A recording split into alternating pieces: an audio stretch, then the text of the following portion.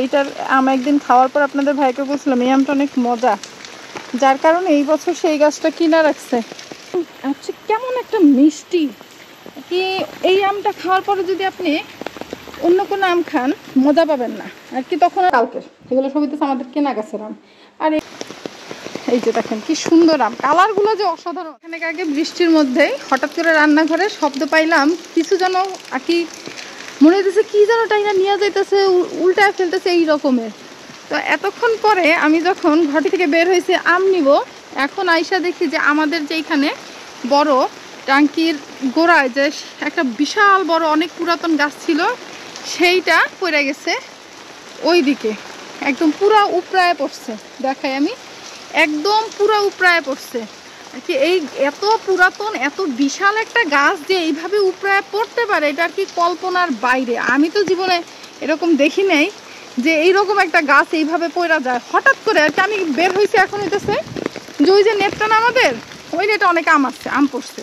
আমি বারান্দা দিয়ে দেখলাম, তো বের হব, দরজাটা খুলে আমি একদম অবাক যে এইটা কি হয়েছে, এত বড় একটা গাছ কিভাবে সম্ভব এটা। তার আগে রান্না করে যখন আমি দেখছিলাম তখন আর কি আপনাদের ভাইকে আমি ডাইকাই না বলছি যে দিকটা যেন কি হয়েছে, কি যেন মনে হলো টাইনা নিয়ে গেছে না যেন উপরায় ফেলছে এই রকমের। পরে দেখে বলতেছে যে ওই যে ওইখানকার একটা লটকন গাছ ভাঙে পড়ছে। তো আসলে যে লটকন গাছ ভাঙে নাই সেইটা হইতেছে এই মাত্র আমি বের হয়ে দেখলাম। দেখছেন কি অবস্থা, আল্লাহই জানে এখন এটার কিভাবে কি করবে। এত বড় বিশাল বড় একটা গাছ, শুধু আমাদের যে ক্ষতি হয়েছে এমন না, পাশের বাড়ির ফুপুদেরও গাছ নষ্ট হয়েছে আমাদের গাছের জন্য। আমি বের হয়েছিলাম যে আম নিব, আর হইতেছে সাথে এই যে এটার মধ্যে একটা ব্যাং ময়রা আছে, তো এটাকে ফেলবো, চরম গন্ধ। তো গেটটা খুলাই এক কথা হইতেছে আমি সারপ্রাইজড যে এটা কি হইল। পরে দৌড় দিয়ে আপনাদের, কি গন্ধ রে বাবা, দৌড় দিয়ে যে আপনাদের ভাইয়াকে বললাম যে দেখো এটার কি অবস্থা, আমাদের গাছ নষ্ট হয়ে গেছে। তো সে ঘুমাইতেছিল, ঘুমের মধ্যে সেও সারপ্রাইজড। তো বের যখন হয়েছি চলেন আমগুলো নিয়েই যাই। সারাদিন বৃষ্টিতে এরকম আরও 2-3বার নেওয়া হয়েছে।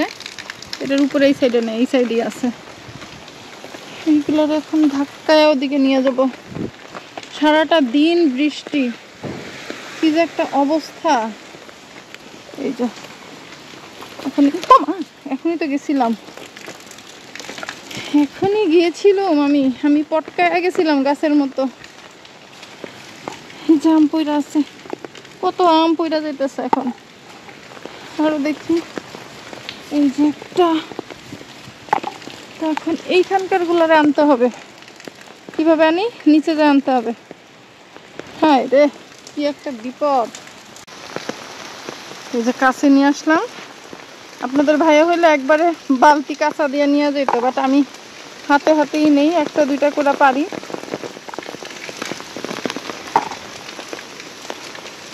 এই গাছের আমটা খাইতে খুব আমার ভাল লাগে, ছোটবেলায় এই জাতের আম খাইতাম।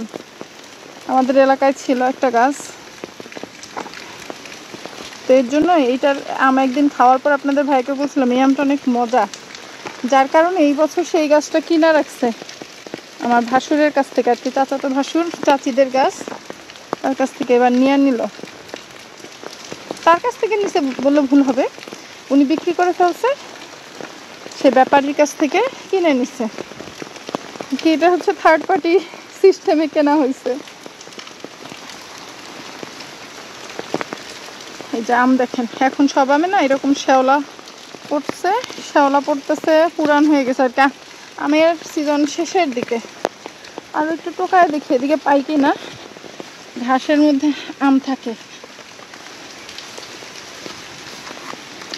এই যে একটা পড়ে আছে, এটা মানে সকালে পড়ছিল। তারপরে এইখানে আমগুলো খেতে খুবই মজা। নিহাল হচ্ছে খায় কিভাবে আমি বলি, ও তো খালি খায় ঠিক আছে, সাথে হচ্ছে এখন চিড়ার সাথে দেয়। চিড়া, দুধ চিড়া যে খায় সকালে বা বিকেলের নাস্তায়, সেই চিড়ার সাথে কুচি করে দিলে সেটা তাদের খাইতে খুব ভাল লাগে। নিহাল খায়, নিয়াজ খায় না অবশ্য। তো এদিক থেকে আম পড়ে অনেক, ওই যে দেখেন 2টা আম পড়ে আছে, এগুলো নিয়ে তারপরে একবারে যাব। আরও আম আসছে সামনে। এই যে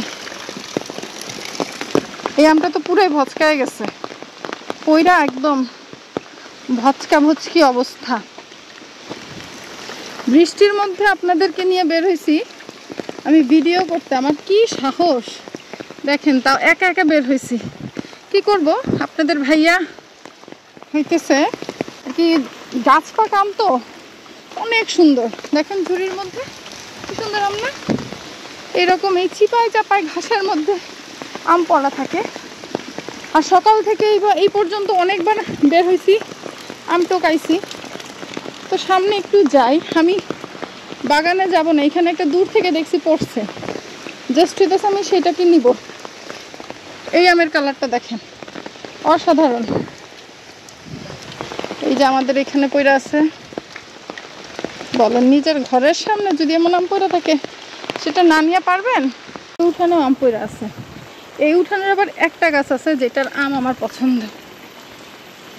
এইটার আম হচ্ছে কেমন একটা মিষ্টি, কি এই আমটা খাওয়ার পরে যদি আপনি অন্য কোনো আম খান মজা পাবেন না আর কি, তখন আর মিষ্টি লাগবে না।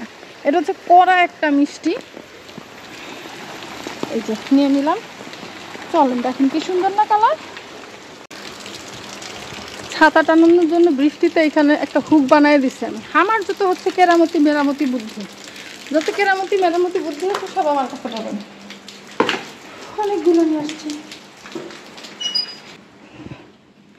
এখানে ঢাইলা রেখা দিই, কারণ রান্নাঘরে এখন আর জায়গা হবে না। রান্নাঘরে এমনিতেই সকালে আনছি যেগুলা সেগুলো রাখি নাই, সেগুলো এভাবে রয়েছে। রান্নাঘর হইতেছে এই যে সকাল থেকে না, এগুলো হইতেছে কেনা গাছের আছে, মিক্স আছে, এগুলো ভালো না, বাট এগুলো হইতেছে নেটের উপরে পড়া, যার জন্য এভাবে ছড়া রাখছি, পরে খাবো। এগুলো হচ্ছে সকালবেলা, সকালে ঘুম থেকে উঠে এগুলো নিয়ে আসছিলাম।